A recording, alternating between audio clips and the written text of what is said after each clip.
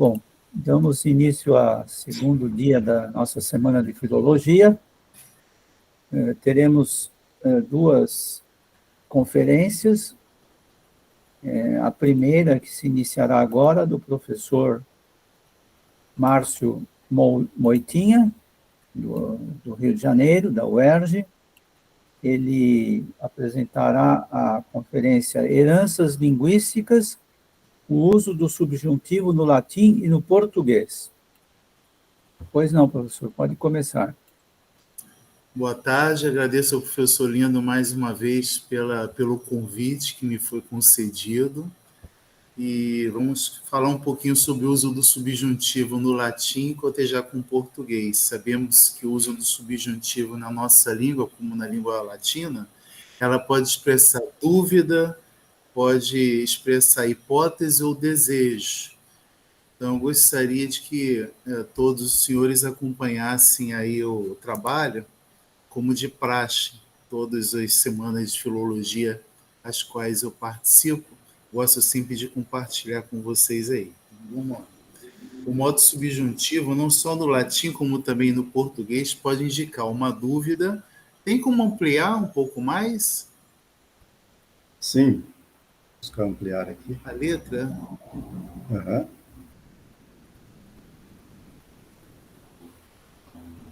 Ótimo. Ok. Então, o modo subjuntivo pode indicar uma dúvida. Em algumas passagens, podemos sinalizá-la com o verbo no subjuntivo, sobretudo se as orações forem interrogativas. Notemos que há um paralelismo sintático do verbo em negrito que serve para as duas orações. Então, em Virgílio, na terceira bucólica, no verso 42, escreve: Tempora quae messo, quae cursus arator haberit. Tradução: a que estações o ceifeiro teria? Então, quae a que, tempora, estações, messo, nominativo, ceifeiro, haberet, teria. Notemos que haberet está com o verbo no imperfeito do subjuntivo, ele serve para as duas orações. Quae, a...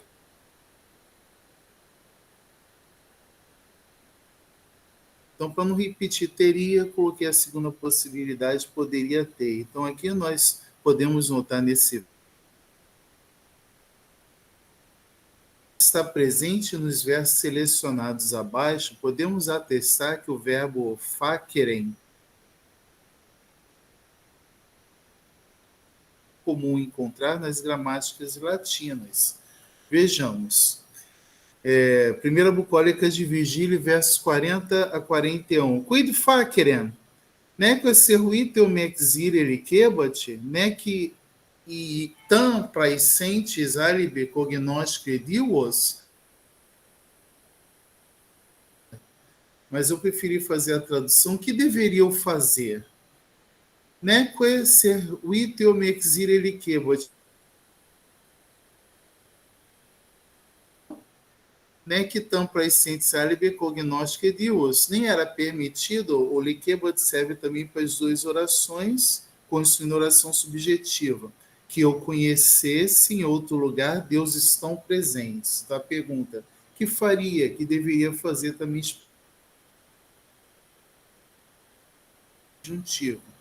Por fim, sinalizamos outra passagem que expressa dúvida extraída da fala do pastor Menalcas na terceira bucólica de Virgílio. Lá tinha a fala de Menalcas, está presente na terceira bucólica, versos 16 a 18. Quid domini faciant, audent contalia fures, non ego teuide damonis pessime cap, lisisca. Tradução: quid, o que, domini, os senhores, o faciant está no subjuntivo, a tradução literal seria o que os senhores façam, mas eu preferi trazer o que os senhores devem fazer com fúrias, quando os ladrões audent, ousam tais coisas. Está ali, está no acusativo plural neutro. Aí ele diz, Menalcas: ego non teuide, eu não te vi, damones.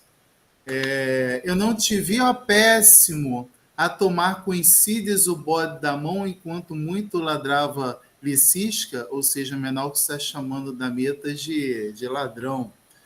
E nós temos aí no último verso, no verso 18, um ablativo absoluto, latrante licisca, ladrando licisca.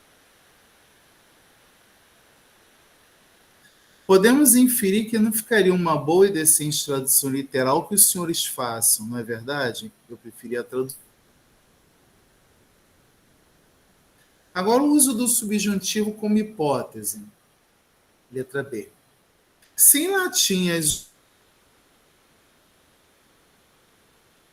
subjuntivo, em português, na oração condicional, o verbo ficará no imperfeito do subjuntivo na primeira oração, ao passo que na segunda o verbo irá para o futuro do pretérito. Uma observação. Primeiro vejamos o latim. Se diu exercent adiuarem.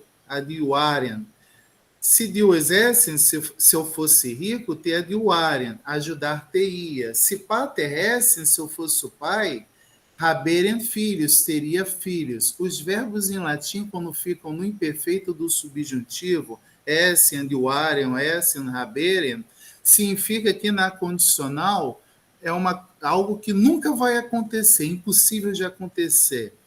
Na língua portuguesa, o imperfeito subjuntivo do latim é traduzido pelo nosso imperfeito, que é imperfeito subjuntivo, que é a primeira tradução, se eu fosse pai, e a segunda oração, obrigatoriamente no vernáculo, tem que ser traduzido pelo futuro do pretérito, teria filhos. Vale ressaltar que ambos os verbos, o imperfeito, acabei de dizer, significa que a ação é impossível de acontecer. Enfim, C. O subjuntivo também pode exprimir um desejo. Como podemos sinalizar, nos versos selecionados abaixo, o trecho destacado respeita ao desejo do pastor Dametas, de que os ventos levem algo que foi dito aos ouvidos dos deuses do Olimpo. Vejamos esses belos versos.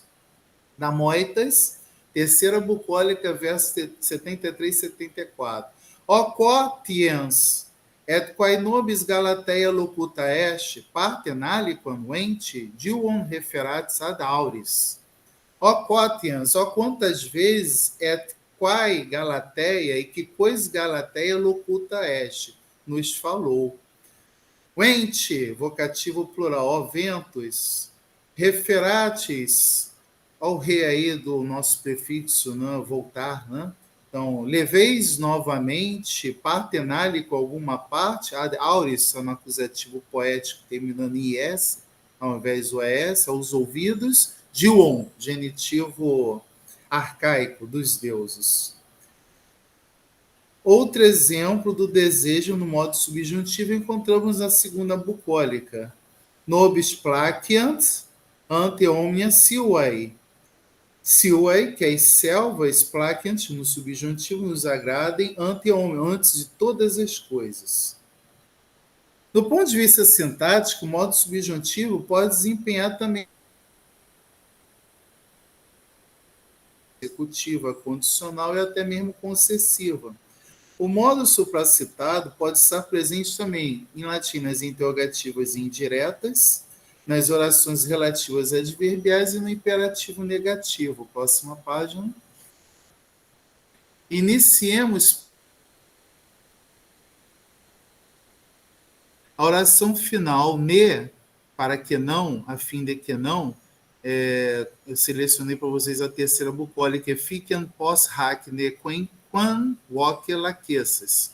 De agora em diante, pós hac, fiquem farei, o ne, que não provoques, ne laqueces, que não provoques, quen a ninguém, voce, com a tua voz. Com o uso da conjunção final ut, o ne para que não e o ut é a final. Nec te paeniteat calamo triuisse labellum, haec adem ut sciret quid non faciebot amintas, segundo a bucólica de Virgílio.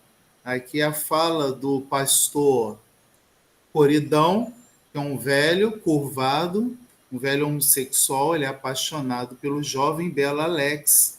E ele diz aí, nem tu te arrependas de ter esfregado o lábio no cálamo, para que soubesse essas mesmas coisas, o que Amintas não faria. Existem aqui alusões, esse lábio delicado aí no cálamo. O cálamo é uma sinédoque da flauta, mas existem também outras interpretações homossexuais do cálamo aí que eu prefiro não comentar. Oração subordinada temporal. Selecionamos uma passagem da terceira bucólica de Virgílio, na qual há uma oração temporal com a conjunção cum mais o verbo no subjuntivo, indicando algo provável de acontecer. Notemos que em português, no exemplo abaixo, o verbo é traduzido pelo futuro do subjuntivo. Terceira bucólica, versos 76 e 77. Amoitas. Filida mitemihi, meus es natalis iola. Com facem vitula profugibus ipse venito. Tradução. Mitemihi filida, envia-me filide. Isso é um acusativo grego aí, filida, da terceira. Ó, iolas. Aí ele diz, pois é, o dia do meu aniversário. Cum faciam, subjuntivo, cum, tradução. Quando eu fizer sacrifício, faciam significa também fazer sacrifício, com o quê? Com uma novilha, o ítula, em favor das searas, profugibus. Vem tu mesmo, no imperativo futuro aí. As traduções são todas minhas, tá? Mais uma oração temporal com a conjunção latina cum, encontramos no verso 10 da terceira bucólica, como podemos sinalizar na seguinte passagem, mas sem o uso do modo subjuntivo, mas no pretérito perfeito apocopado. Menalcas diz, tum credo cum me arbustum videre micones, atque mala uit sincidere falque noelas. Menalcas, tradução. Creio então que isso aconteceu quando me viram cortar a árvore e as novinhas videiras e micão com mamá foice. Nos propíncos exemplos serão apresentados a seguir, sinalizamos a conjunção cum mais o verbo no imperfeito do subjuntivo, sendo traduzido literalmente por como o mar estivesse, como clamasse. Cum placidum entes stare timare non ego daphne, iud que te metam se nunca fale timago.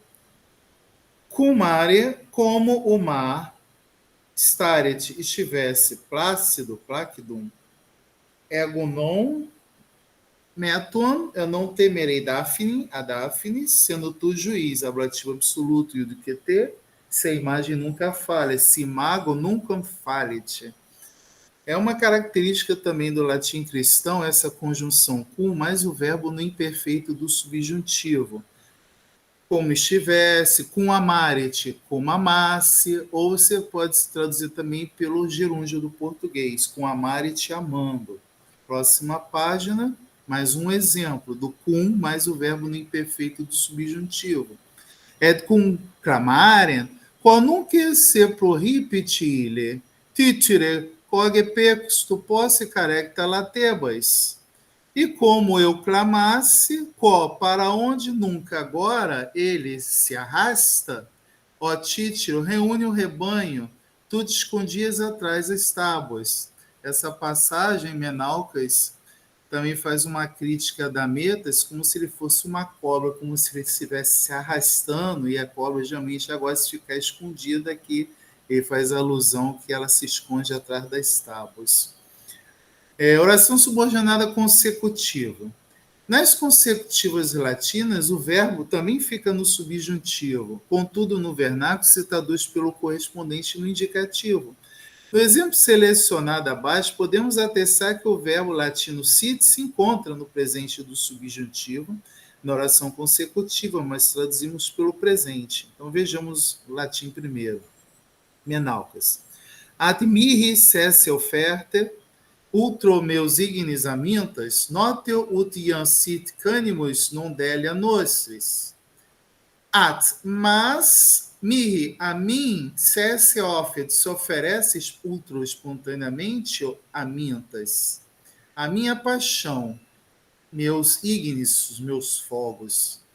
Ut, de modo que delia iam Notio já não, non iam, notio já não é mais conhecida canibus aos nossos cães. Já faz tanto tempo que não aparece que os cães nem a reconhecem mais. Muito bem. Passemos por ação condicional.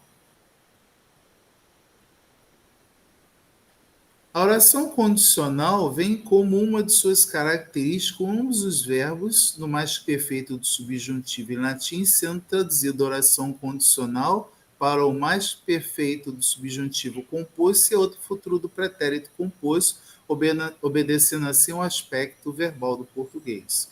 Sacamos o verso da terceira bucólica de Virgílio para corroborar nossa afirmação da moitas. Et se non aliquam no quis, mortus esses. Ambos os verbos estão no imperfeito, no quis, está no mais perfeito do subjuntivo, e o mortus esses também, que esse é verbo depoente.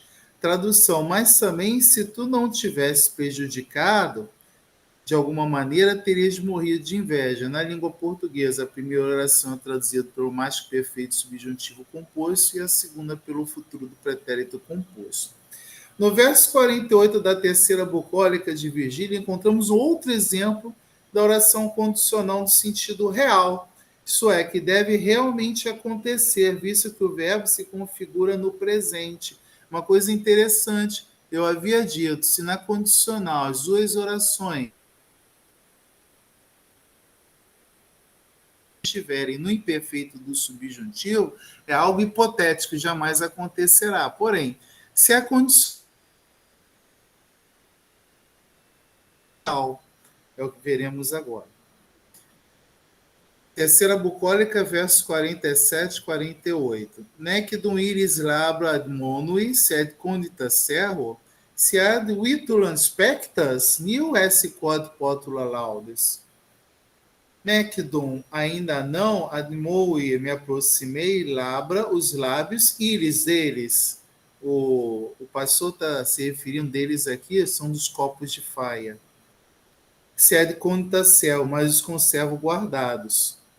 Se spectas ad vitulam, se olhares, eu traduzir se olhares na direção, eu poderia, se olhas, porque está no presente, na direção da novilha, não há razão para louvares os copos. Aqui os pastores estão tentando ser melhor um do que o outro lá no canto. Então, um oferece uma novilha e outro oferece copo de faia. Quem ganhar fica com a novilha ou copo de faia. Só que a novilha custa muito mais. Vale lembrar que nas orações condicionais, quando duas orações se encontram com o verbo no subjuntivo, uma oração deve ser traduzida no futuro do subjuntivo e outra vai para o futuro do presente. Exemplo, na próxima página. Rusticus es corridum, nec munira curat Alexis, nec si muneribus querts conqueda tiolas.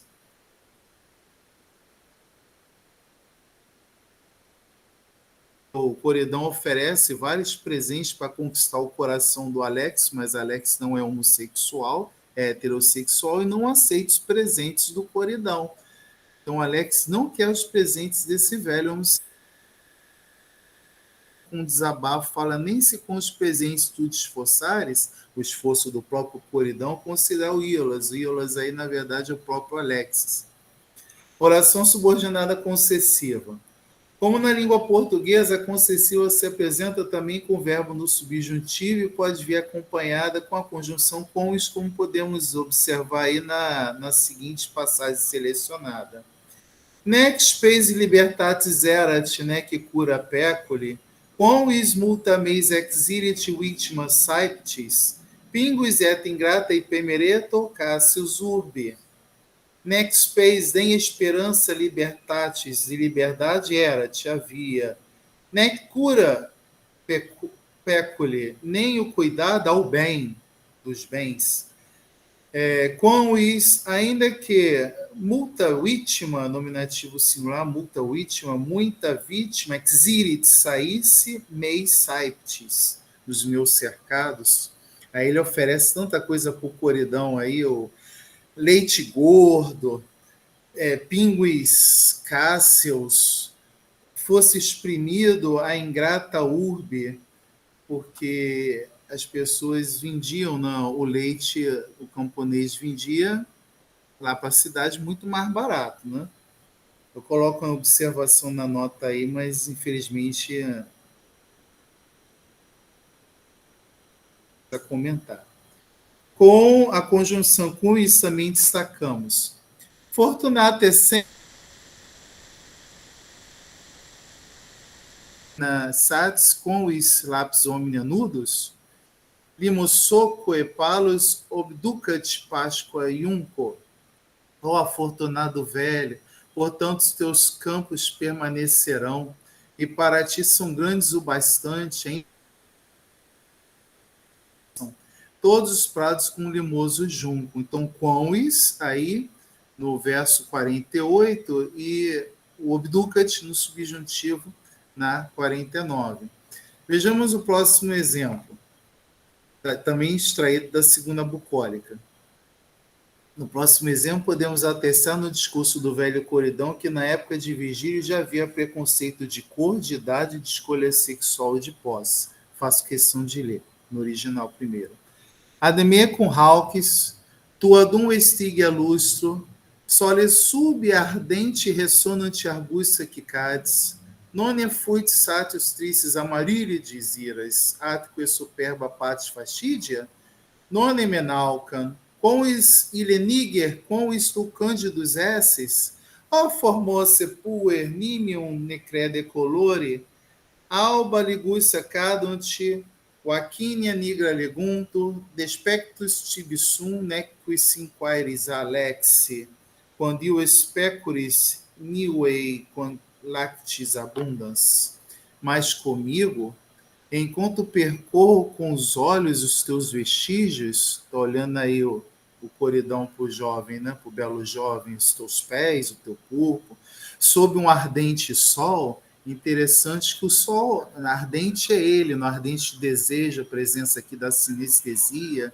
Ressoam os arbustos com roucas cigarras, como se vários amores estivessem acontecendo nos arbustos que estavam ressoando, né? Porventura não foi melhor sofrer as tristes iras e amarides e soberbos fastios, já que Coridão não teve o seu amor correspondido? Porventura não foi melhor sofrer Menalcas? Ainda que ele negro fosse, ainda que tu, Alexis, fosses cândido, fosses branco, ó Formoso, olha só que linda mensagem virgiliana aqui. Ó formoso jovem, não creias muito na cor, albos ligúcios caem, mirtilos negros colhem-se, ou seja, os frutos também têm várias cores e todos os frutos são deliciosos, independente das suas cores. Tu tens desprezo, nem perguntas quem sou, Alex. Quão rico sou de rebanho, quão prudente de leite na janta.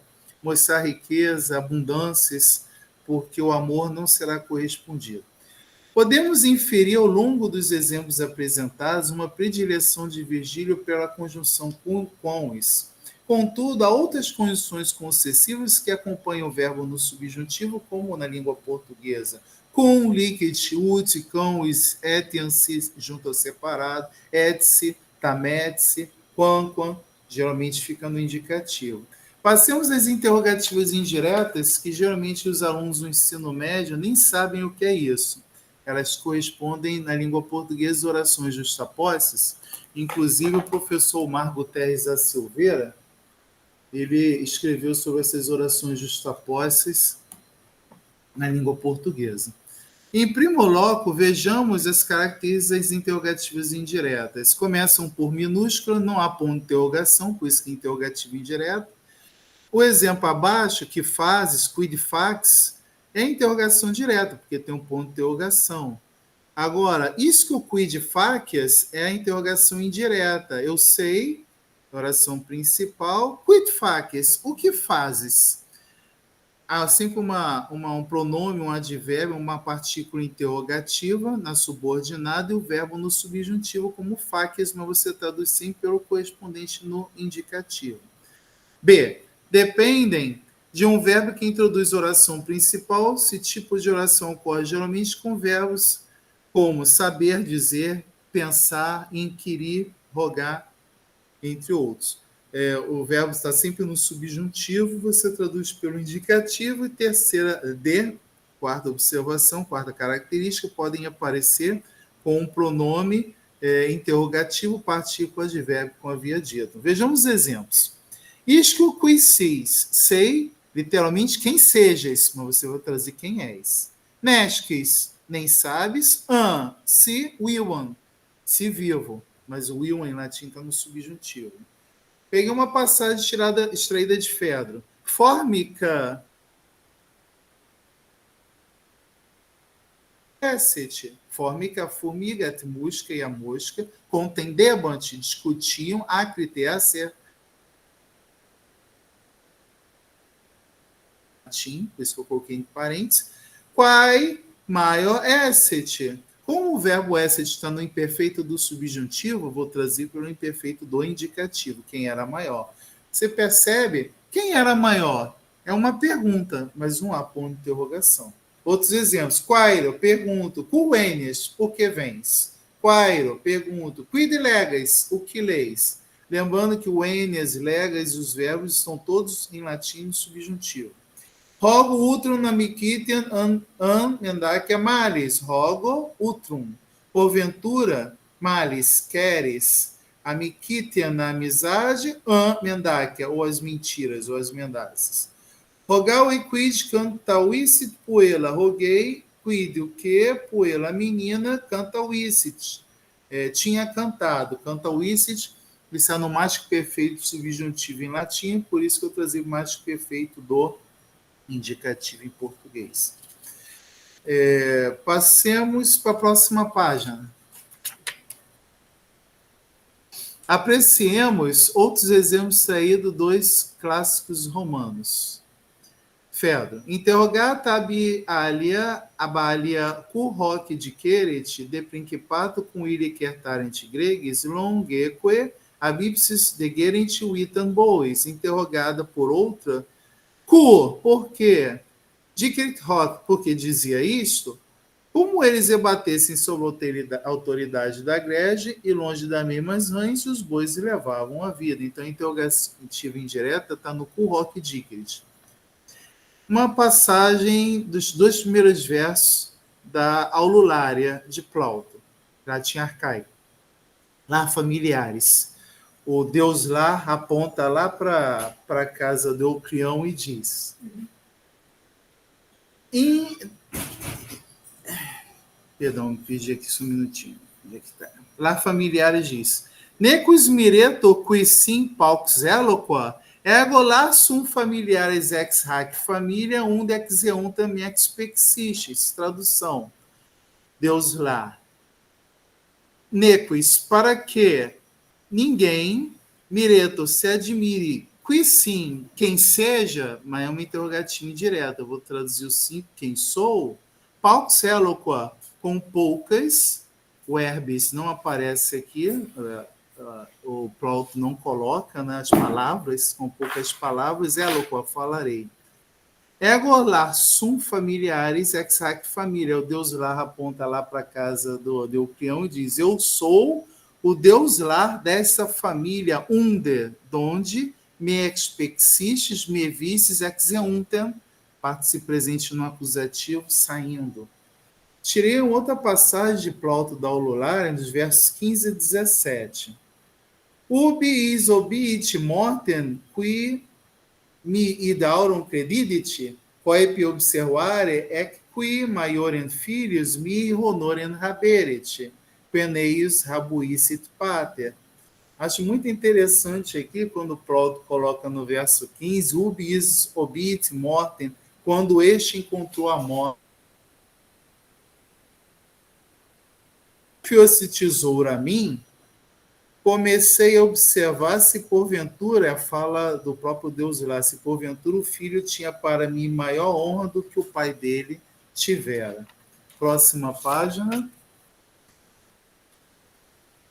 Também extraímos abaixo, agora, de alguns versos das Bucólides e Virgílio, que sinaliza o uso da interrogação indireta. Meliboeus, miraba, quid maista Deus amarili vocares, cui pendere sua patereres in arbore poma.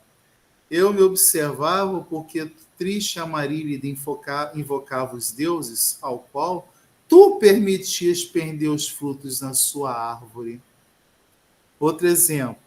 Formou-se um pai socorrido um ardebat alexin delicias domini, né, que o quid speraret habebat. Então, são os primeiros versos aí da fala do Coridon, na segunda bucólica, e o Coridon diz, pastor Coridon, o pastor Coridão, ardebat, ardia, o verbo em latim pede acusativo, alexin, em português, ardia pelo formoso Alexis, formosum Alexin.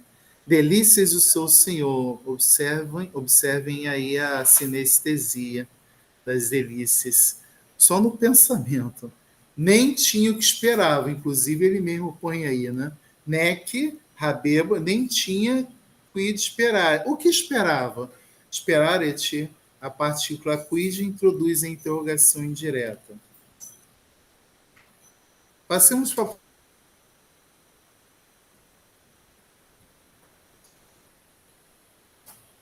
próxima página.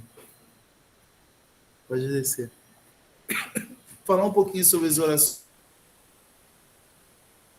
As orações relativas a adverbiais em latim, elas podem ser as propriamente ditas, que na língua portuguesa equivale a subordinadas a adjetivos explicativos e restritivos, mas há também as orações relativas a adverbiais, com as quais nós vamos trabalhar, que o verbo fica no subjuntivo, com exceção das condicionais. Dito isso, vejamos aí. Vale lembrar que as relativas propriamente ditas equivalem às orações subordinadas a adjetivos explicativos e restritivos na língua portuguesa, porém, as relativas adverbiais não têm correlatas no vernáculo, é algo sui generis do latim. Ao invés do romano usar as condições finais, ut, ne, temporais cum, posse, condicionais si, ele se vale do ao invés da conjunção. Observe se a tradução, você vai tentar fazer a tradução da relativa adverbial, não fica bem na língua portuguesa, porque na verdade o que deve ser substituído com ut, com para que, com quando, enfim.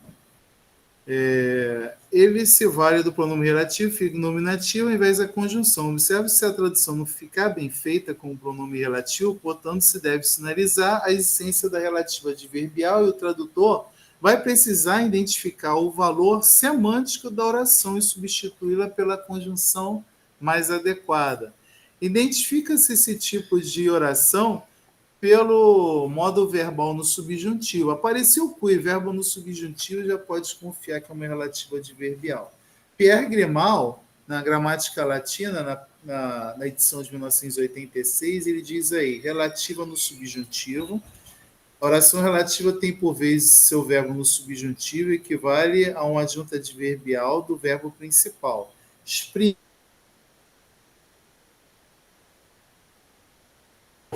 Semântico. Próxima página. Selecionamos um exemplo da relativa adverbial que, na verdade, eu já tinha comentado, mas vejamos novamente aí. Mas não, o comentário ela era de um outro sentido, né? Nec dum iris labra ad mono e sed conta serro, se ad vitulam spectas, nio esse quod popula laudes. Então, ainda não me aproximei os lábios deles, o lábio dos copos de faia, aos quais já me referi, mas os conservo guardados. Se spectas ad vitulam, se olhares em direção à novilha, daí o acusativo de movimento, ad vitulam, aí a expressão nihil est quod, não há razão. Mas esse quod está no neutro, é pronome relativo, cujo antecedente é o nihil. Se você traduzir não há razão, louves os copos, não dá para fazer a tradução literal. Então esse quod aí, na verdade, não é que. Não há razão para louvares os copos. Esse quod, na verdade, está substituindo o ut, o para quê. Identificar a relativa adverbial não é fácil, às vezes, dependendo do contexto. Enfim, faltam apenas 2 páginas para finalizar. a palestra. Vejamos a formação do imperativo negativo, fazendo aqui uma boa revisão aí da sintaxe latina, para nós chegarmos à conclusão que, graças à sintaxe latina, chegou a sintaxe da língua portuguesa, com quase as mesmas características. O imperativo negativo em latim pode ser formado com ne, mais o perfeito do subjuntivo na segunda pessoa. Subjuntivo. Hoc ne feceris, não faças isto. Conferir as regras de sintaxe na gramática. Em grados primos, o parágrafo 46, a lição 26, acerca do imperativo negativo. O pretérito perfeito subjuntivo usa-se frequentemente em ordens proibitivas depois dos advérbios ne e nec em substituição imperativo. Nec saueris, nem acuses. Nec laudaueris, nem louves. Então, o perfeito subjuntivo, ele se traduz tenhas louvado, tenhas acusado. Mas quando aparece o ne e o nec com o perfeito subjuntivo, você não traduz nem tenhas, não. Vai para o imperativo negativo, uma possibilidade. Outro exemplo. Nec fecerit spacem com itis, nec bellum com hominibus. Não façais paz com itis, com os vícios, nec, nem façais, o fecerit serve para as duas orações. A possibilidade de verter para o imperativo negativo é colocar o ne mais o verbo no presente subjuntivo, e fica muito parecido com o vernáculo, na primeira e na segunda pessoa do plural, como ocorre no português. Hoc ne faciamus. A tradução... tá aqui, não façamos. Hoc ne faciatis, não façais, próxima página. Ne repugnetis, não resistais, a tradução está em negrito. Podemos passar também para o imperativo negativo, é mais raro, com a seguinte construção: o ne e o verbo no imperativo presente, na segunda pessoa do singular, como no exemplo. Poderia estar também na segunda do plural. Só que na segunda bucólica, Virgílio coloca, por motivos métricos, na segunda pessoa do singular mais o ne. Ao formoso sepue, nimium ne crede colore, é o formoso Jó, não creias muito na cor. Borregana, na gramática latina, nos informa uma quarta possibilidade de versão para o imperativo negativo, nole,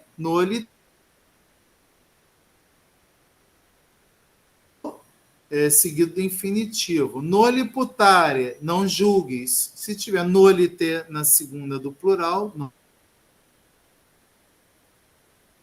No decorrer desse artigo, vimos cada uma das orações adverbiais latinas por meio de exemplos e atestamos o uso do subjuntivo, cotejando a língua latina e a língua portuguesa, até inferir que o modo subjuntivo latino foi indubitavelmente uma das heranças linguísticas do vernáculo. E ainda faltam 3 minutos para terminar. Márcio Moitinha, autor da Gramática Latina, professor da UERJ, 2 matrículas. Foi um prazer estar aqui com vocês novamente.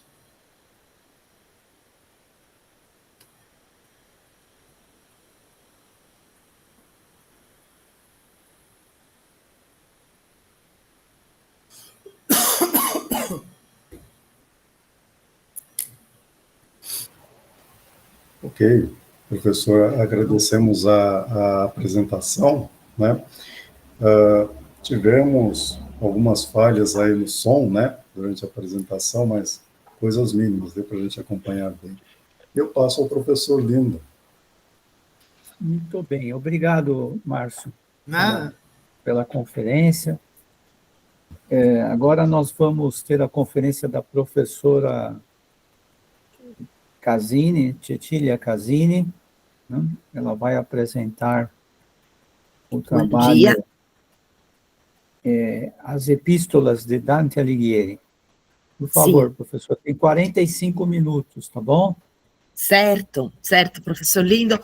Bom dia, obrigada pelo convite e pelo belo congresso, como sempre. Em maio, né, nos reunimos para tratar de assuntos de filologia, o que é muito legal, né? E agradeço e cumprimento a todos que estão aqui, especialmente o professor Lindo, ao Paulo, né, que a gente se conhece bem. Bom, então agora desculpa, não preparei, inclusive até 2 dias atrás pensei que fosse presencial, então apresentei uma coisa para uma, como se fala, um encontro presencial, mas preparei o texto escrito, vou ler e comentar enquanto eu leio, né? Esse texto, Epístolas di Dante Alighieri,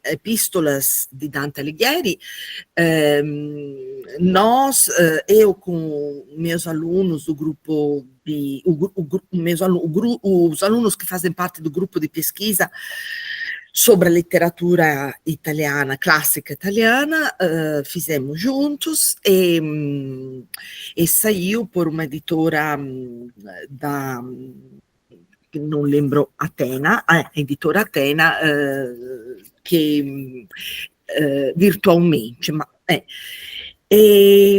Porque quisemos fazer, primeiro, assim, explicar um pouco, por que pensamos em traduzir as epístolas de Dante? Bom, eu trabalho com Dante, especialmente, e sabemos muito bem Dante, a importância dele, mas sabemos também que ele é muito conhecido por outras obras, né? Outra obra, a Divina Comédia, e outras obras, Convívio, De Vulgari Eloquência, Vita Nuova. As coisas, entre aspas, menores de Dante são pouco conhecidas, né? Ou parcialmente conhecidas, digamos. E então pensamos uma dessas são as epístolas supérstites, ou seja, aquelas que não chegaram da provavelmente muito mais ampla produção de Dante, mas lembrando que Dante foi exilado da própria cidade e o patrimônio dele se dispersou, por isso nós não temos nenhum autógrafo de Dante, nem da comédia, né? Nada. Então, das epístolas, provavelmente sobraram 13, e provavelmente havia muito mais, porque Leonardo Bruni, na vita di Dante, che scrive, fala da produção ingente de Dante, de epístolas. Bom, e nós temos essas de que hoje vou falar aqui. Só queria ver se tinha mais uma página de apresentação. Não. Tá.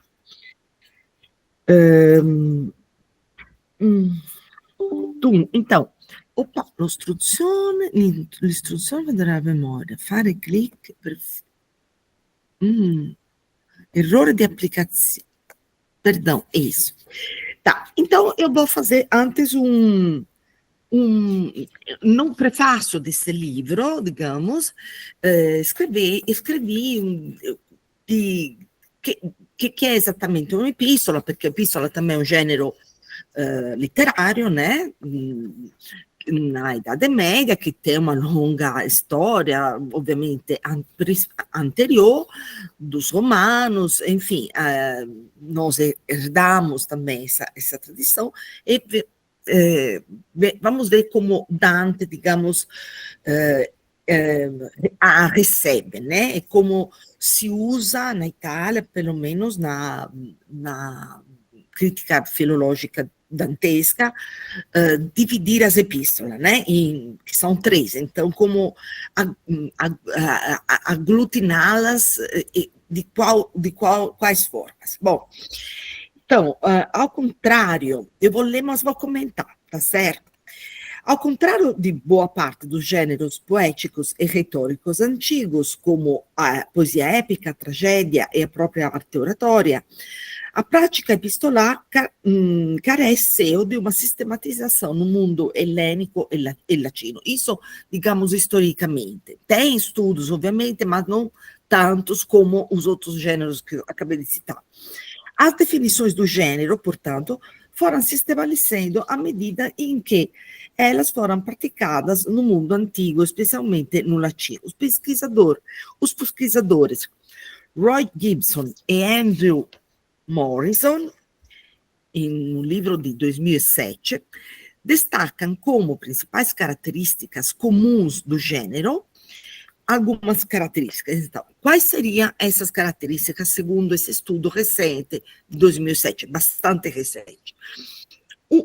Uma mensagem escrita de uma pessoa a outra, certo? 2, e um suporte físico, como uma tábua ou um pergaminho, sim. Terceira característica, empregando fórmulas consolidadas de saudade, de saudação, fui levada pelo Brasil, de saudação e despedida. Quarta característica, sendo que ambas as partes envolvidas estão fisicamente distantes. E quinta característica, como uma extensão e elocução com uma extensão e elocução média. Né? Este conjunto de características, segundo os autores, não exclui as possibilidades de mescla entre os gêneros ou de emprego de outras características, como os casos dos idílios, alguns idílios de Teócritos, 11, 13 e 28, de Teócrito da Siracusa, ou as Pítias 2 e 3, e o Istmo 2 de Píndaro, ou ainda nas letras latinas, as epístolas de Horácio e de Ovídio. Esses poemas, apesar de serem escritos em versos e obedecerem a convenções dos seus respectivos gêneros, apresentam um ou mais elementos do que seria definido como do gênero epistolar. Por isso que são definidas também epístolas. Podem ser definidas epístolas, não sendo exatamente tais. Ao observarmos as definições antigas, veremos, como nos lembra Muhana em texto de 2007, também bastante recente, que a epístola pode ser definida como diálogo per absência, compartilhando, segundo a pesquisadora, elementos da arte e da prática oratórias.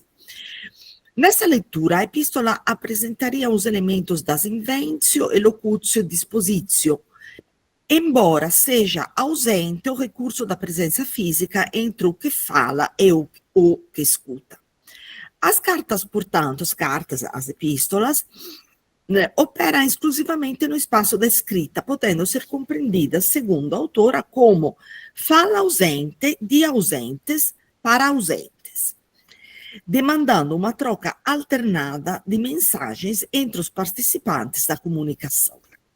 O gênero, dessa forma, passa a se consolidar no final da República Romana, em articulação com a prática oratória, nos mais diversos espaços e situações, seja nas disposições políticas e nas questões do Senado, seja nas correspondências familiar e privada, ou ainda nas questões filosóficas.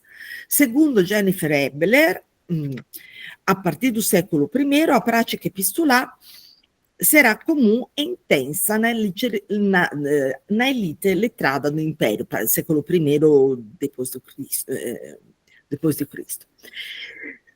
No Império. James Murphy nos lembra que no transcorrer dos séculos a prática das epístolas será fundamental na educação letrada.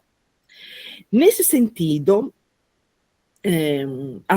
eloquent letters, like eloquent speech, were expected to be product of broad rhetorical education. Nesse sentido, podemos dizer que temos como modelos de epístolas antigas, lógico, as de Cícero, lógico, as epístolas Daticum, redescobertas por Petrarca, né, nos arquivos, em um antigo arquivo de um monastério suíço da época, ad familiares, ad quintum e ad brutum, todas essas de Cícero, os conjuntos de livros que compõem o Epistularum Decem de Plínio o Jovem e as Epístolas Morais ad Licinium de Sêneca o Jovem. Ad Licinium, desculpa, estou enxergando pouco. Vou acender a luz, um minutinho só.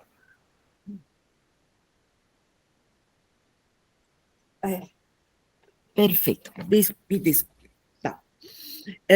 Sim, lembrando depois que dessa tradição das epístolas romanas, que tinha caído um pouquinho, que tinha sido um pouco esquecida, o grande renovador, né, desse tipo de literatura foi justamente Francesco Petrarca, do qual se conhece uma ampla produção de epístolas, sobretudo ad familiares, todas em latim.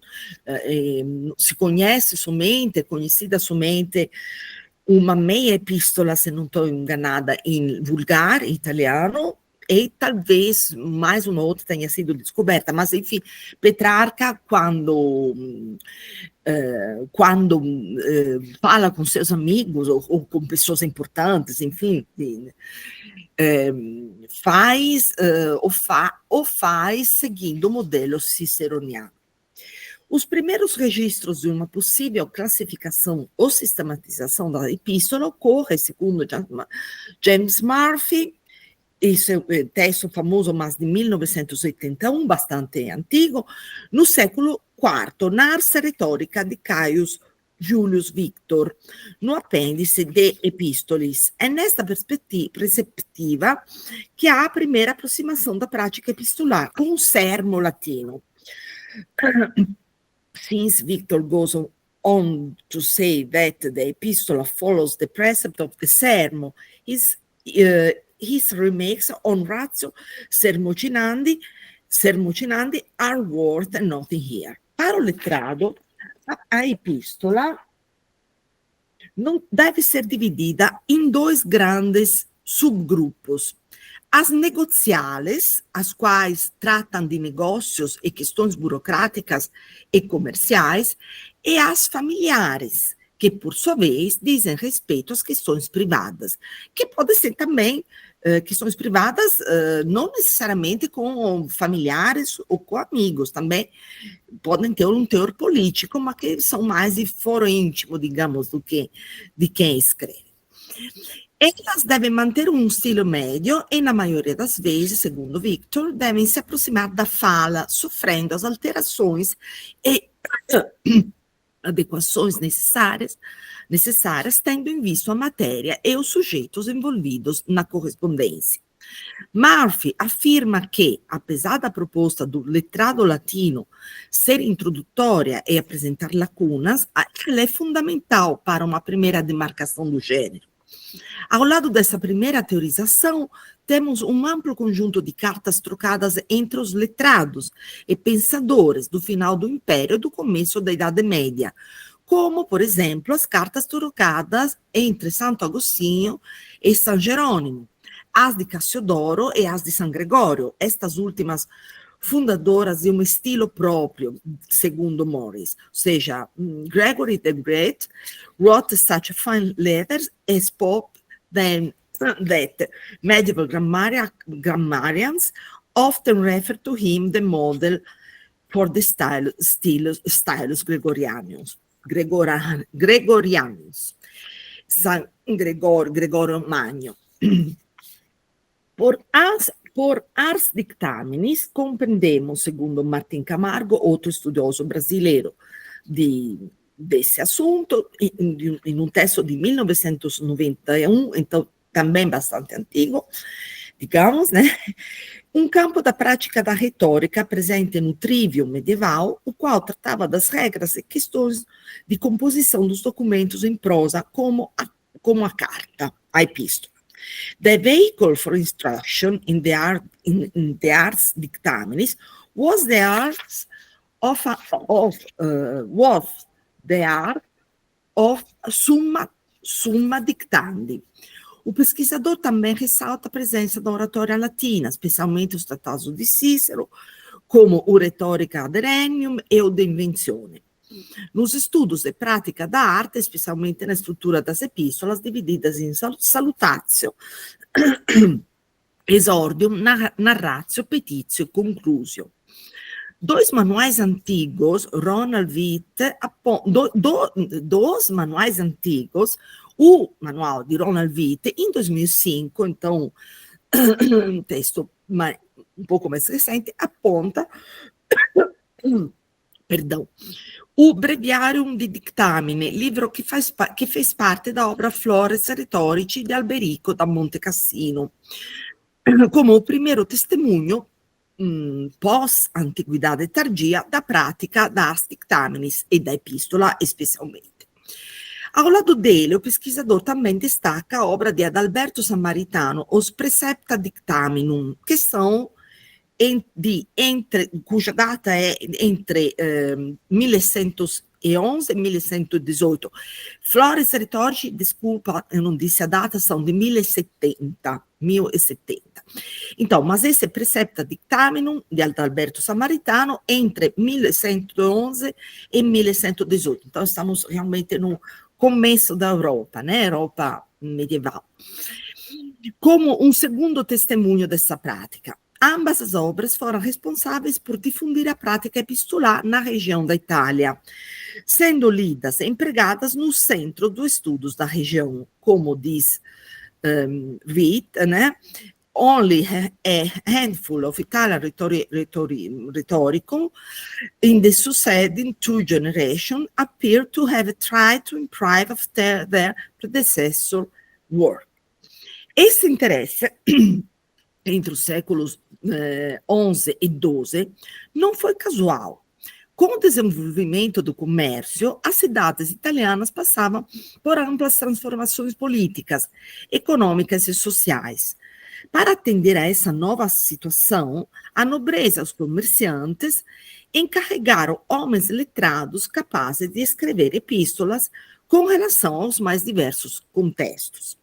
Witt destaca que, com a ampliação dessa prática letrada, o próprio gênero da epístola passou por significativas alterações, dividindo-se em subespécies adequadas aos mais diversos contextos. Letter writers were encouraged to make no distinction between official and what other ages might consider personal correspondence. A partir da segunda metade do século XII, a prática epistolar italiana passou a ser imitada também nas cortes da região da França, desenvolvendo também uma escola de preceptores de ars dictaminis, como Pedro de Blois, autor do Libellus de Arte Dictandi, de 1181-1185. Então, estamos ainda no 12º século. O pesquisador destaca que, a partir da passagem do século XII para o século XIII, a produção epistolar se tornou prática comum nas cortes europeias, as quais passaram a empregar paulatinamente a língua vulgar em vez do latim.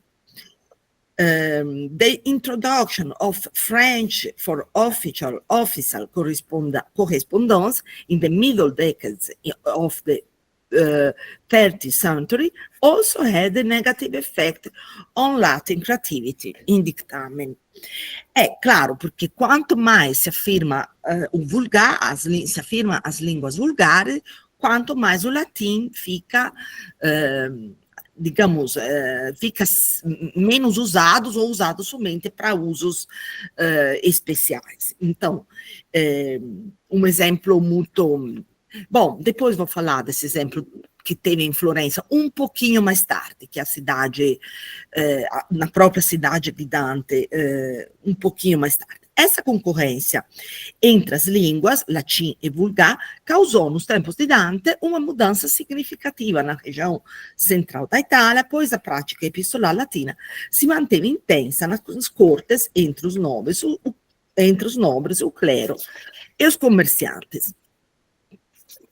Na verdade, os comerciantes não faziam parte, na época, da elite aristocrática, né? Mas estava se encaminhando para ser, sobretudo em certas cidades, as cidades-estados, digamos, da Idade Média italiana, a se tornar a novidade política e econômica maior da Idade Média e a preparar o terreno, digamos, para depois, séculos depois, para a Renascença. Em particular, eu estava em Florença, nas cidades, sobretudo, que se dedicavam sobretudo ao comércio, aos comércios, à troca de mercadorias, ao uso do dinheiro, onde estava se desenvolvendo um proto-capitalismo, digamos, era muito importante. As classes que se dedicavam a esses ofícios não eram as classes, podiam e se tornaram depois ser ricas, até muito ricas, as classes de comerciantes, mas não faziam parte da aristocracia. Faziam parte, só que faziam parte daquela, digamos, entre as elite, mas era uma elite muito, muito grande, muito representativa, do assim chamado povo na acepção medieval, que governava essas cidades. Ou seja, se tratava de cidades que se autogovernavam, né? E que tinha ligado, em que a aristocracia de antigamente estava não ocupava mais, na realidade, as situações, as posições mais importantes da cidade, né? O exemplo maior disso é Florença, governada pelos representantes das artes, ou seja, por guildas, se fala, né, em português, que representavam as várias artes, e todos os cidadãos que participavam do governo da cidade ativamente, inclusive o próprio Dante, deviam participar dessas artes, dividida em arte maiores e arte menores. Dante fazia parte da arte della medicina e della farmacia della medicina. E esses eram também, como eu falei, participavam do governo da cidade, então eram políticos também, ordenava, endereçava a política da cidade. Dante chegou a fazer parte dos priori, ou seja, da máxima autoridade cívica, né, da cidade de Florença, e justamente já Dante, que é um guelfo bianco, né, ou seja, porque os guelfi, por sua vez, por dentro, estou dizendo por sua vez, pensando nos anteriores gibelinos, estavam muito divididos. E Dante fazia parte de uma facção menos radical, que na época em Florença tinha muito poder, era aquela facção que governava Florença, dos guelfos biancos, que não eram os radicais guelfos, que por vezes podia até parecer próximos dos gibelinos, né? E foi por essa questão política que Dante foi exilado de Florença, exatamente por motivos políticos, por outros guelfos, não por os gibelinos, cujo partido, de qualquer jeito, estava já em decadência. Ou seja, foram os guelfos negros que organizaram, agora o chamaremos de golpe, né, de Estado em Florença, organizado com o apoio também do Papa Bonifácio VIII, enquanto Dante e outros representantes da cidade se encontravam justamente em Roma, atraídos pelo Papa para questões de política, né? Mas nesse momento os guelfos negros fazem o golpe junto com o irmão do rei da França, enfim, e o governo da cidade muda, e essas pessoas que se encontram fora da cidade são condenadas ao exílio, porque não é somente Dante, por exemplo, o pai de Petrarca também foi exilado pela mesma razão. E no caso de Dante, sabemos que ele nunca mais volta a Florença. Bom, mas o que estava falando? Então, uma cidade que se fundava o seu poder e a sua riqueza, Florença era uma cidade riquíssima. Em 1232, chega a battere, não sei se a fazer il conio del fiorino, il fiorino d'oro, né, que é uma espécie de moeda geral, de um dólar da antiguidade. Florença, para fazer ter sucesso, né, nessas atividades às quais se dedicava, tinha que ter um povo, estou falando, o povo, não os aristocráticos, o povo que os exercia, os comércios, que falassem a língua que todos falavam, seja o vulgar, que soubesse fazer as contas, soubesse ler, escrever e soubesse fazer as contas, ou seja, em Florença, a primeira vez, isso no século 1200, né? A primeira vez, digamos, no mundo ocidental que se conhece, que é de um caso, de um ensino, de uma cultura desse tipo, como falei, voltada ao comércio, mas também à alfabetização de todo um povo para que pudesse exercê-lo diretamente da língua do povo, que é o vulgar, não é mais o latino. Há registros nas crônicas da época, né, que havia muitas escolas comunais, poderiam da República de Florença, ou seja, escolas que não eram impingidas por alto, pela elite, né, do governo, ou seja, pela social, desculpa, mas pelo que vinha, digamos, diretamente do povo. Então, uma grande novidade que também se repercutiu na prática epistolar. No caso de Dante Alighieri, como se falou, a produção epistolar era uma prática comum, mais de um testemunho do período nos indica que o poeta escrevera um número amplo de cartas. Apesar disso, apenas 13 delas sobreviveram ao tempo e chegaram até nós na modernidade, sendo recolhidas de forma dispersa. Por isso também que até na Itália, sim, claro, existem nas obras completas de Dante as 13 epistole di Dante, mas nem sempre, nem se estuda, enfim, tirando, agora vou falar melhor delas, né, e vou de cada né, falar de cada uma, falar as características, e tem uma famosíssima, na verdade, que até pouco tempo atrás não se sabia bem se era de Dante ou não, mas agora, enfim, foi atribuída a autoritas, ao próprio Dante. Dada a falta di unidade, Angelo Iacomuzzi, in un estudo di 1997, as organiza em 3 grupos centrais dessas epístolas de Dante. As diplomáticas, as quais foram escritas em situações específicas e condicionadas às situações oficiais, como a Carta 2, de condolência pela morte de Alessandro di Romena, e as 3 escritas a Margherita de Brabante, 8, a 9 e a 10. Margherita, depois falo melhor disso, um pouquinho mais. Margherita de Brabante era esposa do imperador Enrico VII. Desculpa, que tocaram aqui E as biográficas, então falamos, as diplomáticas, essas são as diplomáticas.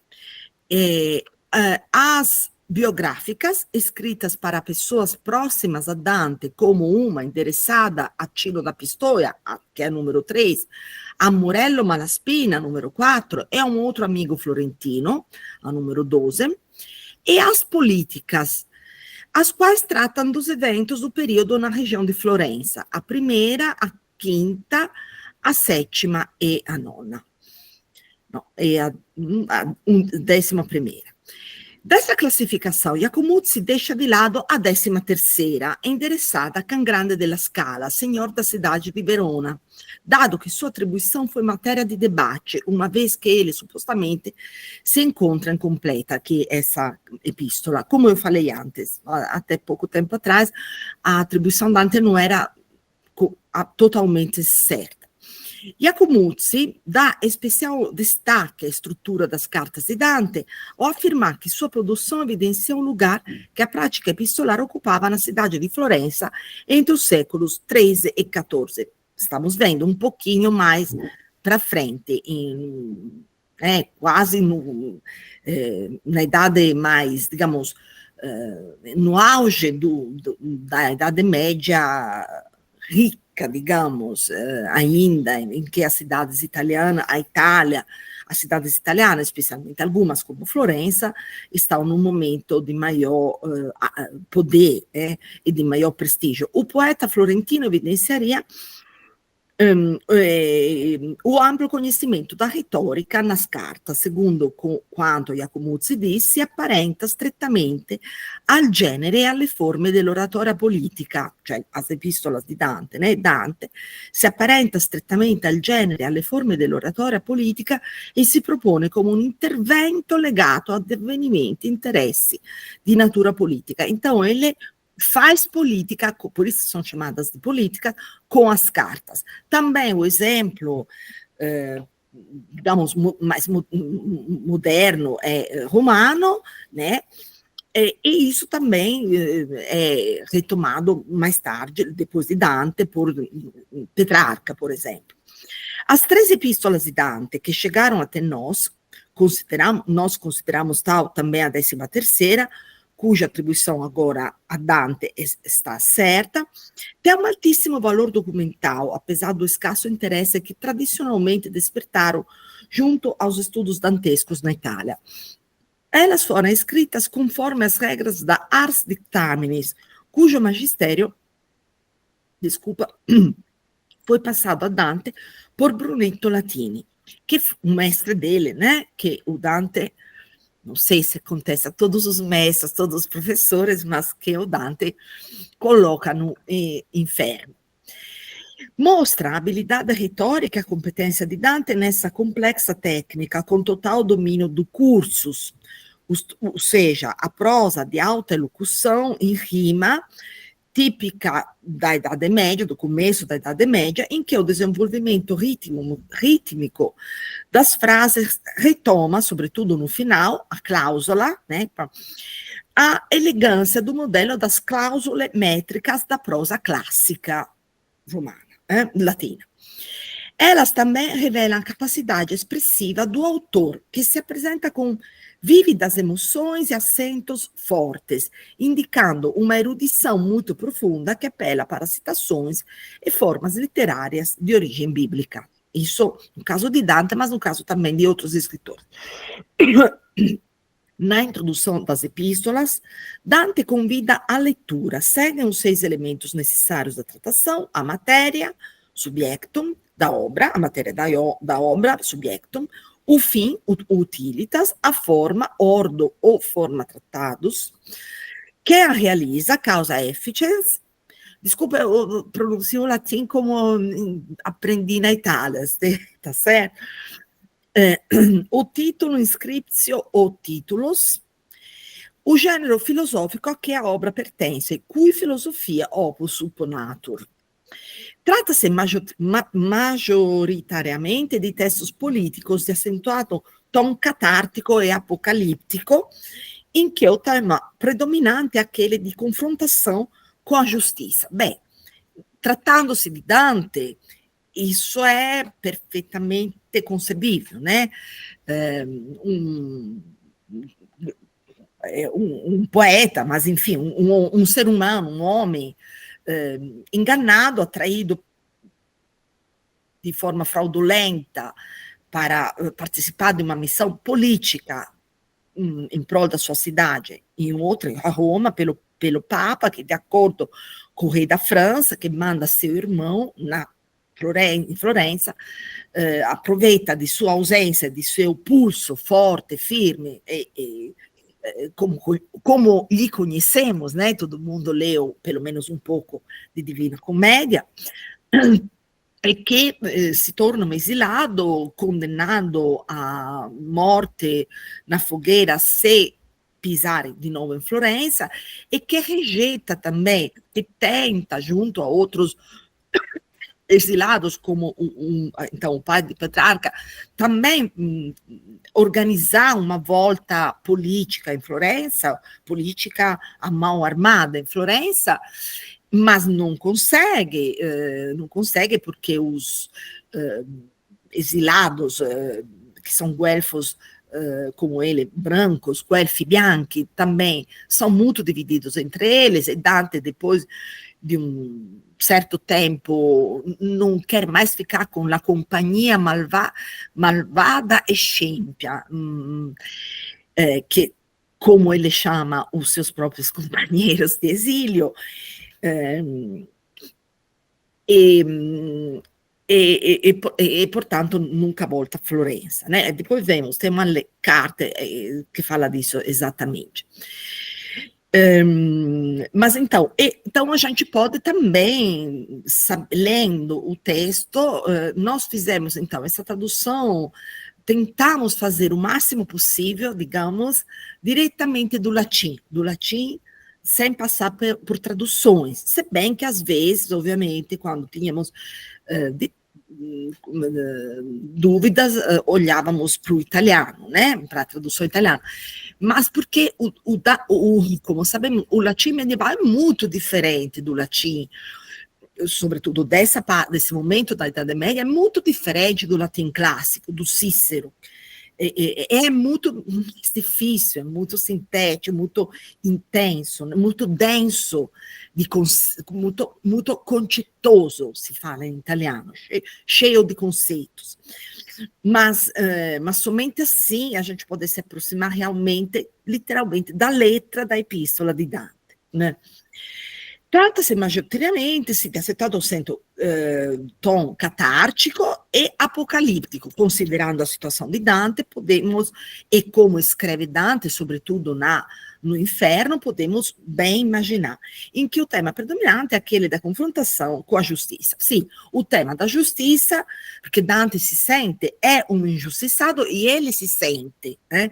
Tal, e esse é um tema presente em toda a obra de Dante. Primeiramente porque é um tema de natureza moral, né? Ético-moral, então está presente também nos textos que são antes do exílio, e depois do exílio ainda mais, né? Dante tipo como uma vítima da injustiça, né? Que é umana, enquanto divina, a giustizia è divina. Conforme a tradição filológica italiana, costuma-se dividir as epístolas em duas síloges. A primeira de 3 cartas, reunidas por Giovanni Boccaccio, não precisa apresentar para vocês Boccaccio, né, que foi um grandíssimo estimador, admirador de Dante, e que se colocou idealmente, mas não somente idealmente, porque ele escreveu uma biografia de Dante e uma biografia de Petrarca, se colocou como meio, como intermediário, digamos, da figura, entre essas duas grandíssimas figuras, Dante e Petrarca, sendo que Petrarca não tinha, bom, é muito diferente de Dante, também o latim dele é muito diferente, já se começa a ver o latim depois do século de 1400, enfim, aquele que surgirá, né, dessa grande renovação das letras italianas que teve com Dante, Petrarca e Boccaccio e os seus contemporâneos, que anunciará de uma certa maneira a Renascença, mas o latim de Petrarca é muito diferente de Dante, porque Petrarca, podemos chamá-lo do primeiro dos humanistas, ele se volta para o latim clássico, aquele de Cícero, então ele não quer saber nada dessas solecismos, dessas formas de dizer muito parecidas com a língua vulgar,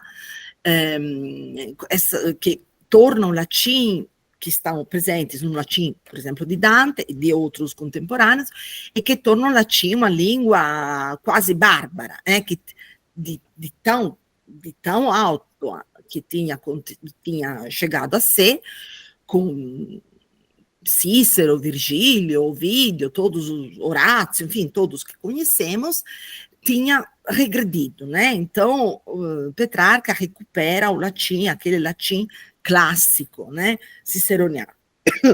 E ele próprio diz em uma carta, né, a Boccaccio, evidentemente não temos a carta de Boccaccio, essa é a resposta de Petrarca a Boccaccio, que tenta induzir Petrarca, enfim, a elogiar Dante, assim, e Petrarca diz nessa epístola dele em latim que ele eles foram muito diferentes, o estilo deles, e de fato é muito diferente, e também a carta, o modelo de epístolas. E Boccaccio tentou, então, juntar, por isso eles são chamados, na tradição literária italiana, le tre corone, as três coroas de louro, obviamente, com que os grandes poetas eram indicados na antiguidade.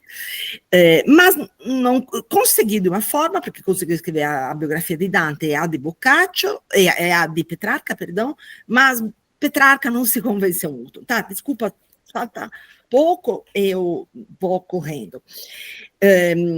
Reunidas por Giovanni Boccaccio, então, duas síloges, a primeira de 3 cartas reúne a epístola a Cino di Pistoia, companheiro, poeta de Dante, um dos fundadores do Stil Novo, uma dirigida aos cardeais italianos, uma dirigida ao amigo de Florença. A segunda síloge, reunida no século XV pelo Círculo Umanista di Coluccio Salutati, compreende 9 epístolas nessa ordem. A primeira é escrita para o cardeal Nicolau di Prato, a segunda é endereçada a Oberto e Guido di Romena, a terceira dirigida a Morello Malaspina, a quarta para os senhores os povos da Itália, a quinta endereçada aos florentinos, vocês podem imaginar o que ele escreve, a sexta para o imperador Henrique VII, a sétima, oitava e a nona, a sexta, sim, foram escritas por Dante em nome da Condessa della Gherardesca para Margherita di Bramante, mulher de Henrique VII. Por fim, a epístola 13ª, endereçada a Can Grande della Scala, na forma dos códigos do século XVI. Eu vou, para terminar, não quero atrasar, falta, acho, 3 minutos, vou ler um pouquinho, como se fala, rapidamente, dessa 13ª epístola, dedicada a Can Grande della Scala. A mais importante das epístolas de Dante, do ponto de vista histórico e literário, é a 13ª, enviada a Can Grande della Scala, senhor da cidade de Verona. A datação é incerta, entre 1316 e 1320. A carta foi enviada para acompanhar uma dedicatória a Can Grande que muito tinha ajudado Dante no exílio. A carta é uma introdução à leitura da terceira cântica das 3 que compõem a Divina Comédia, ou seja, ao Paraíso.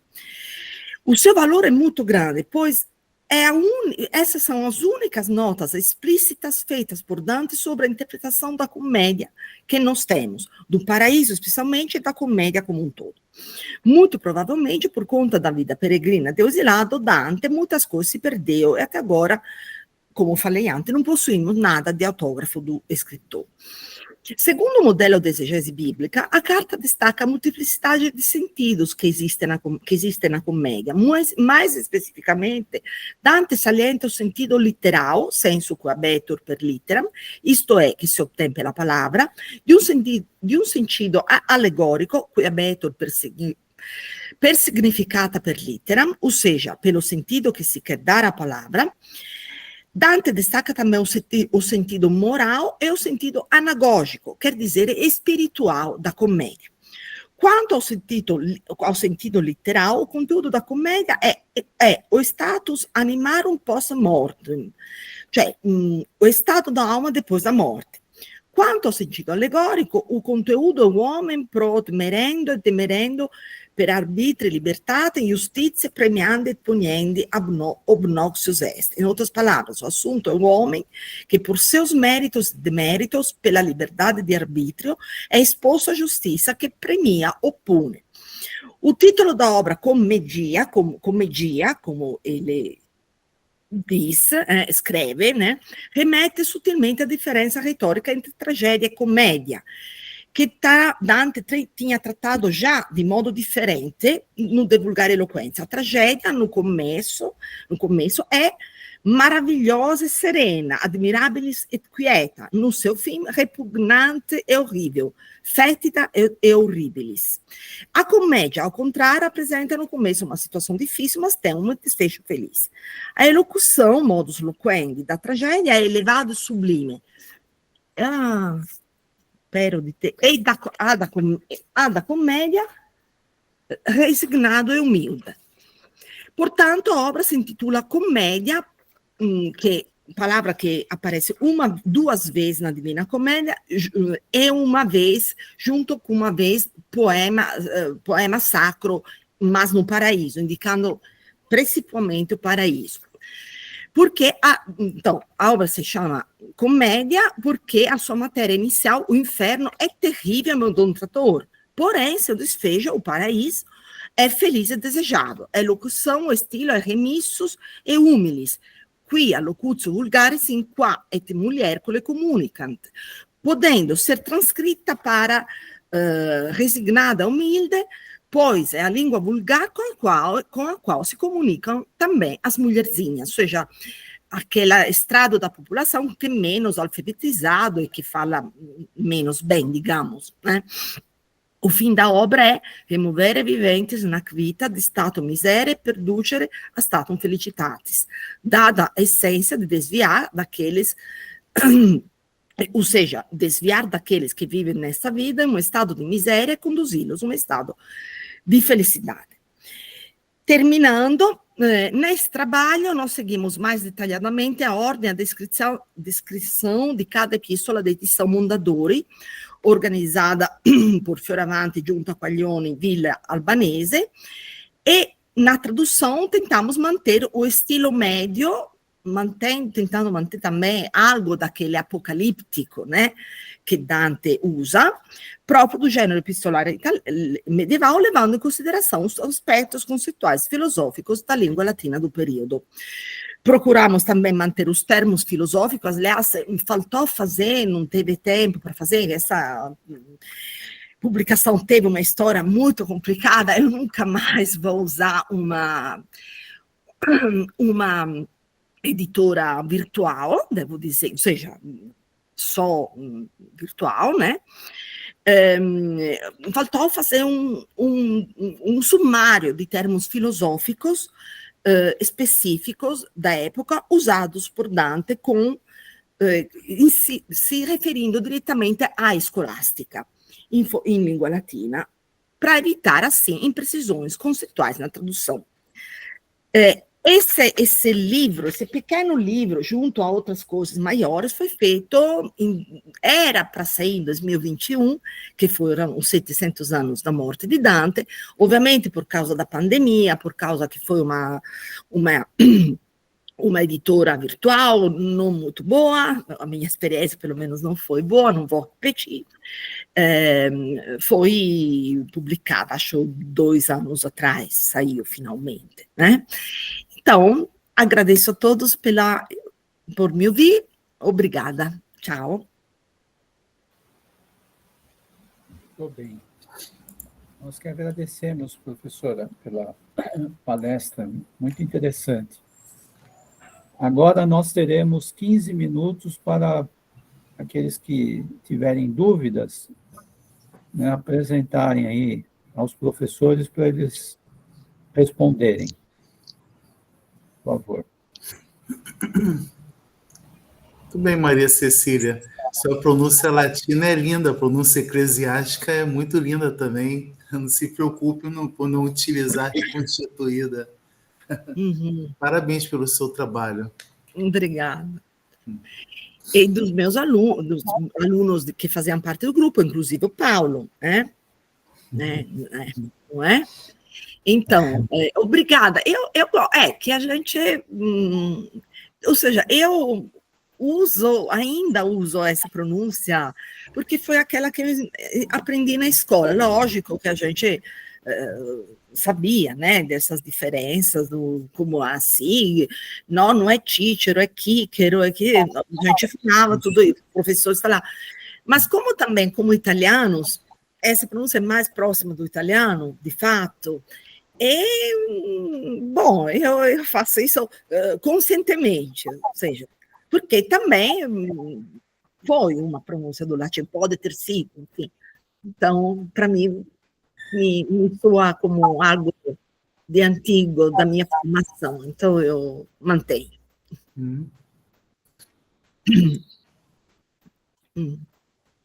Clóvis quer fazer uma pergunta. Gostaria, sim. Bom dia a todos, muito obrigado, parabéns aos professores. Professoressa. Sim. A senhora mencionou ad familiares de Petrarca, não é? Sim. O que lembra um título ciceroniano, né? Sim. E ad familiares de Petrarca está escrito em latim, e é um latim que podemos dizer que seja ciceroniano mesmo, não é isso? Absolutamente, sim. Pois é, a minha pergunta é a seguinte: entretanto, os sonetos estão em italiano, não é? E um italiano que a mim me parece bastante familiar, digamos, propinquo, como diria o professor Márcio. Não é? Eu estou falando como estrangeiro, não sei se a senhora confirma, e esta é a questão, né? Parece um italiano bastante próximo, bastante facilmente legível, né? Então, a mim me parece curioso, né? Ao mesmo tempo, um latim ciceroniano, por assim dizer, e um italiano já bastante reconhecível por nós, né? É isso mesmo? Sim, é isso mesmo, porque o italiano de Petrarca também, como foi o italiano dos humanistas, é inspirado no latim clássico, é muito junto, é mais próximo do latim clássico do que do latim clássico, que historicamente é mais antigo do que do latim medieval, que é mais recente, historicamente, mas que repercutiam, digamos, todas, sobretudo o pensamento religioso da Idade Média, cheio de conceitos, cheios de termos, às vezes, de conceitos, às vezes, termos complexos, difíceis, que mudaram de significado com relação ao latim clássico da filosofia escolástica, ou seja, da filosofia da Idade Média, que foi, enfim, criada, digamos, organizada, criada por Santo Tomás, que também que fez uma grande obra, ele também pode ser chamado, além da grandeza como santo, enfim, como dottore della Chiesa, doutor da Igreja, mas fez uma operação linguística extraordinária para aproximar o pensamento à língua latina, obviamente. Com certeza, o latim como o senhor bem relevou, o latim de Petrarca, o vulgar italiano de Petrarca é muito propinquo realmente aos nossos ouvidos, mas ele fez uma operação de língua, por isso que digamos, Petrarca até mais que Dante, porque Dante, digamos, ele é um caso único. Dante é tão grande, tão fora de qualquer curva, tão também um pouquinho antes, né, como cronologicamente, mas ele tem de aglutinar, de criar essa língua da comédia, eu falo sobretudo da língua da comédia, que não pode exatamente ser pego como um cânone. Diria que Dante é um clássico, mas não é canônico. E Petrarca já quer ser cânone, Então, enquanto Dante amplia imensamente, inventa palavras. Sim, a maioria da língua vulgar que ele usa na comédia é de origem florentina. Foram feitos cálculos sobre 70%, 80%. Mas pega muita coisa dos outros vulgares italianos, do latim, tanto clássico quanto medieval, das línguas, das línguas dos evangelhos, dos escritos religiosos antigos, do provençal. Então, ou também inventa palavras. Algumas ficaram até hoje, outras não pegaram, digamos. E Petrarca faz uma operação exatamente contrária, ou seja, ele destila uma língua, ele, ao invés de ampliar, apesar de ser uma língua riquíssima, mas ele destila os termos que ele vai usar, ele tenta, quanto mais ele puder, dar, por exemplo, uma palavra só para a mesma coisa. Por exemplo, Dante, para dizer porta, usa a palavra porta porque também a gente usa em português, usa a palavra porta e usa a palavra uscio, que é a palavra vulgar florentina. Tem que ver com o Fire. Exato. E Petrarca não faria nunca, não faz, tenta não fazer, não lembro se tem algum, agora não lembro de cabeça, mas de qualquer jeito é a operação completamente oposta. Disso Petrarca tinha absoluta consciência, tanto que escreve para Boccaccio. Não, nós somos... Também a gente sente um pouquinho de ciúme, obviamente. Eu nunca li esse Dante, eu nunca li. E, na verdade, a obra dele é cheia de lembranças de Dante, obviamente. Mas ele fala para Boccaccio que ele nunca leu, e que só viu uma vez Dante, o Petrarca encontrou uma vez Dante, quando, em criança, ele estava junto com o pai dele exilado, em Arezzo, e Dante foi visitar o pai, de que era amigo e companheiro de exílio, para organizar, junto a outros exilados, uma tentativa de voltar em Florença. E foi a única vez, segundo ele diz, que Petrarca viu, que era criança, pré-adolescente, enfim, viu Dante. Nunca mais viu Dante, nunca, segundo ele, leu as obras de Dante. Isso não é verdade, obviamente, é claro, mas de qualquer jeito é verdade que a operação linguística dele, tanto no vulgar italiano e tanto no latim, é completamente oposta àquela de Dante. O que, melhor para nós, temos obras-primas podemos escolher entre as obras-primas, os grandes. Mas, sim, então foi essa língua, de fato, o estilo, a língua de Petrarca, que de fato acabou se impondo como língua canônica, digamos, como uma referência, como um modelo. Não aquela de Dante, se bem que também, lendo Dante, a gente reconhece muito do italiano atual, obviamente. E eu sou, inclusive, de Florença. Então, tem um monte de coisas de Florença antigas, que de repente, maneiras de dizer que não se dizem mais, mas que eu, quando criança, ainda ouvia, até em Dante. Mas o modelo do italiano, poético, é Petrarca. Isso foi estabelecido depois na Renascença, né? No século XVI, durante a questão da língua, né? Quando se debatia qual deveria ser a língua italiana. Muito bem, professora. Nós temos ainda 3 minutos para as questões. O Paulo tem uma pergunta, Paulo? Procuremos ser breve, porque termina essa sessão às 11h45. Por favor. Sim, claro. Ok. Então, professor, eu agradeço os tempos que eu participei do grupo, né? Eu gostaria de ter contribuído mais. Infelizmente, né, às vezes as nossas circunstâncias não permitem que a gente contribua. Eu sei. Não, mas você contribuiu. Na medida do seu possível, contribuiu. Não se preocupe. Mas a minha questão é justamente sobre o problema da atribuição. Eu vi um pouco disso na obra que eu estudei, né, Divulgar Eloquência, né? E é sempre bom, como a professora disse, não há nada original do Dante, né? Não sobrou mais nenhum autógrafo do Dante. É autógrafo, sim. Bom, é sempre bom a gente ler as cartas e saber que existe algo mais que o Dante deixou, ajudados, né, na leitura dos escritos principais, como a Divina Comédia. E quando ouvimos que talvez, né, uma carta tão importante como a carta Cangrande, né, não é do Dante, havia dúvida, se não fosse do Dante, sempre ficamos pensando, se não é do Dante, né, o que o outro tentou se passar pelo Dante, né?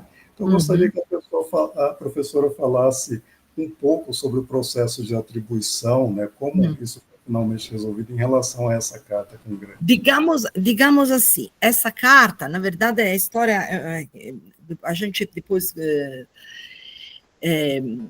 corta assim o problema. Sempre foi atribuída a Dante, porque claramente não tem a firma di Dante, mas é o autor da commedia, o autor do Inferno, che scrive per Cangrande della Scala, che foi um protetor di Dante. Então, porque, na verdade, não tem a firma, não tem como nas outras cartas que tem, então, a apresentação, que segue mais literalmente, ao pé da letra, digamos, as fases de visão, como deve se dividir e apresentar uma epístola, né? Porque ficou incompleta, mas sempre, digamos, a Vulgata, digamos assim, sempre atribuiu a Dante. Aí o que aconteceu? Foram os historiadores, os filólogos, na verdade, que começaram, como não tinha, faltavam essas coisas, a achar que podia ter alguns problemas de atribuição, porque justamente que Dante não teria feito isso, porque ele, na grandeza dele, não poderia deixar, mas não é uma questão, ou seja pela língua, seja pelo subjeto, pelo oggetto da epístola, seja pelas referências políticas que ele faz. É que depois não deu tempo, mas eu queria ler o começo da carta, mas outra vez, evidentemente. É claramente de Dante. O problema, entre aspas, da não atribuição, de uma possível não atribuição, surgiu no âmbito dos estudos, quando os estudos mais... Claro, os estudos, ao mesmo tempo, têm que ir a fundo, né? Escavar para achar a realidade. Então, essa foi uma questão. É uma questão também de muitos outros textos que ficaram... Tem um texto, por exemplo, o texto sobre a questão da língua de Maquiavel, como ficou sem adéspota e sem nome, enfim, num primeiro momento não foi atribuído, foi encontrado só no século XVIII, junto a outro texto da questão da língua, por um certo tempo não foi atribuído a Maquiavel. Mas é tão clara que a língua dele é tão próxima a Maquiavel, ou é alguém que imitou muito bem, como no caso do Cangrande, a escrita de Dante, mas toda a escrita, e no caso do Maquiavel também, em que, inclusive, ele chama Dante diretamente, segundo ele, do inferno, que Maquiavel coloca Dante,